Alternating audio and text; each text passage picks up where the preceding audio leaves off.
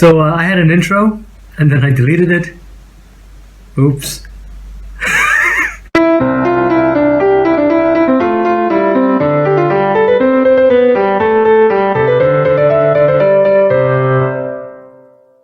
Okay, so in the original intro, I was going to mention that I only had one bottle of water left. One.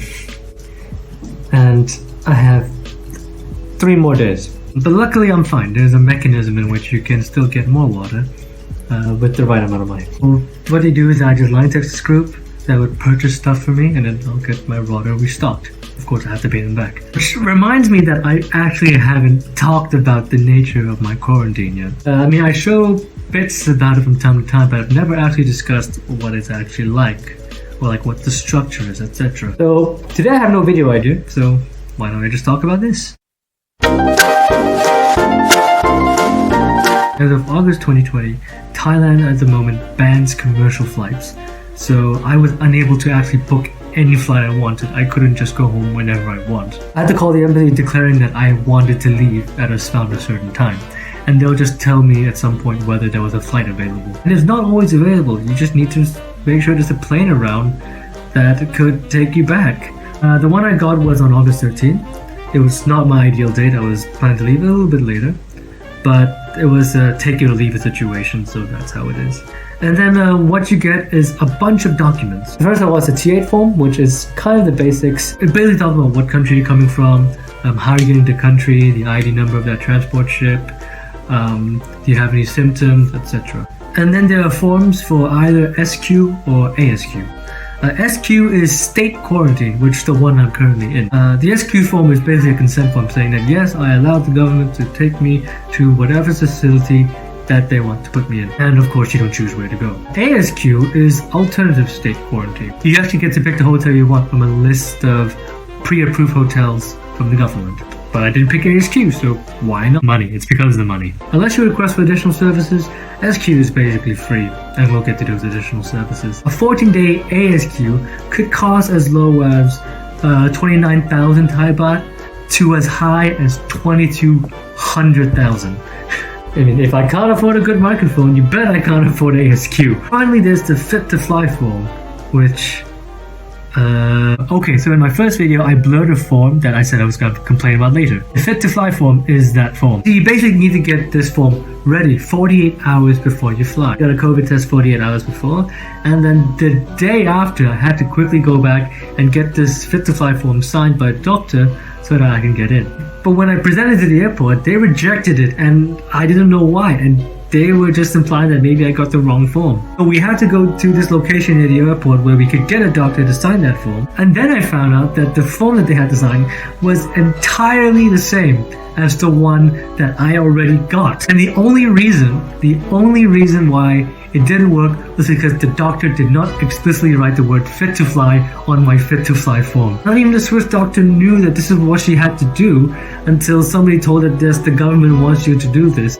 And I just learned that the Fit to Fly form doesn't require you to do a COVID test. You just need a doctor to say that you're fit to fly on the Fit to Fly form and make sure that they write down the word Fit to Fly. This whole situation could have been solved if they put like a sentence or a checkbox saying, yes, I agree or I approve to the best of my knowledge that this person is fit to fly. The government logic is that since only Thai citizens need to do Fit to Fly without a COVID test, it will make it easier for them. But because the instructions were not clear enough, it actually wasted a lot of people's time and money. Yes, I lost a lot of money, 300 francs to be exact. 200 for the test, and 100 to do it all over again. Okay, I'm done being angry, let's move on. Okay, I won't go into big details about the airport stuff, but like once you land, you just basically get your docs ready, they check it, and if you're fine, they'll let you go get your bags. After that, they hand you this number, and when your number gets called out, you go to this assigned bus, which will take you to your assigned place, which is where I am right now. You just get your docs ready, they'll check it, they'll take a picture of you, you get to your room, and then you don't go out until they tell you to. So the specifics of my daily schedule as regulated by the hotel is as such. 6 a.m. I do my first temperature check. If it goes above 37.5, then they'll send you to a hospital, but so far I haven't seen anybody with that case yet.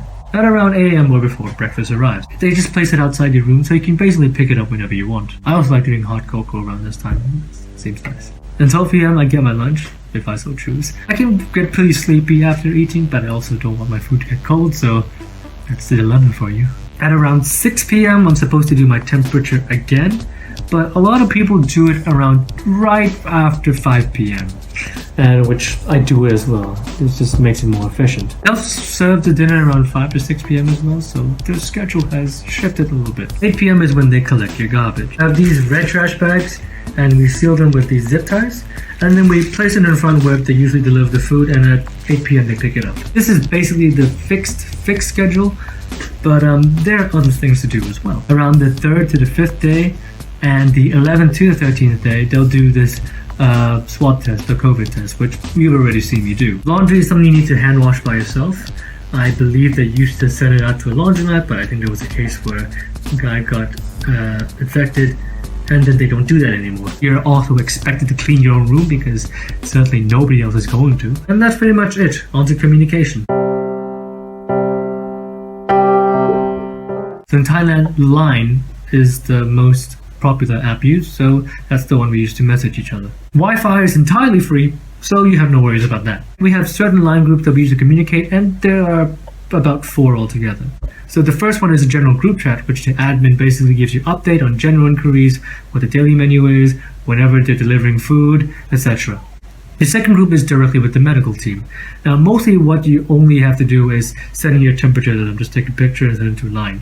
But if you have any other feelings of illness or any problems, you can just text them too, or just call them. We'll talk about that later. Third group is the hotel itself. Now, you mostly use this group to basically request for extra food when you want, and then they'll just send you a slip for you to pay online. Finally, the fourth group is the 7-Eleven group from a different hotel. We basically contact them if you want some extra things from 7-Eleven. You tell them what you want, and then you just go pay them online. They only allow necessities, so no food or alcohol. That's also how I restocked my water, just contact the 7-Eleven group. But then I checked my regulation and it told me I could actually get it cheaper if I can just contact the hotel. So don't make that mistake. Anyway, after that, everything is delivered around 2 p.m. Also, you have a hotel phone where you can be contacted for several reasons. The medical team asking you questions, notices for COVID tests, reminders to send in your temperature when you forgot because you overslept. And of course, you can call them back for quick access. Okay, now on to provided amenities. So basically there are already things they put in place for consumption, at least in this hotel. 26 bottles of water for 14 days. Obviously that's not enough for me. Toiletries like soap, shampoo, hand soap, toilet paper, and toothpaste, but not the toothbrush. You have 4 big towels and 4 small ones, red trash bags and zip ties, and then you have a basin to wash your clothes. There are also some other electronic things as well, like a hairdryer, a TV, a air conditioning, a kettle, and of course you can still just order more stuff at a price. Okay, finally, departure. Okay, so I haven't left yet, so I've never really been so sure on the issue of how it works. But basically they ask for your details, like where's your endpoint destination, your address, is someone coming to pick you up, etc. Checkout happens around 7 a.m. and then we leave in an orderly fashion. You'll then receive a document saying that yes, you've done your quarantine, the COVID test results, and all those other documents that you already had it in before. If somebody is coming to pick you up, then you have to notify them by day 8, and then they're allowed to pick you up at around 10 a.m. afterwards. If not, at least in my case, there'll be a transport that will take you to the destined province, specifically dropping you off at the city hall of whatever province you're going to. For those who need to use other transports like plane or ferry, you need to get there yourself from where the officials organize the transport for you. So yeah, this is basically a comprehensive look into what state quarantine looks like, and I'm surprised that I actually haven't done this episode sooner. Tomorrow might be a big episode if I have time to do it. Chances are I won't. I don't know, but I have a few days left and I can't wait!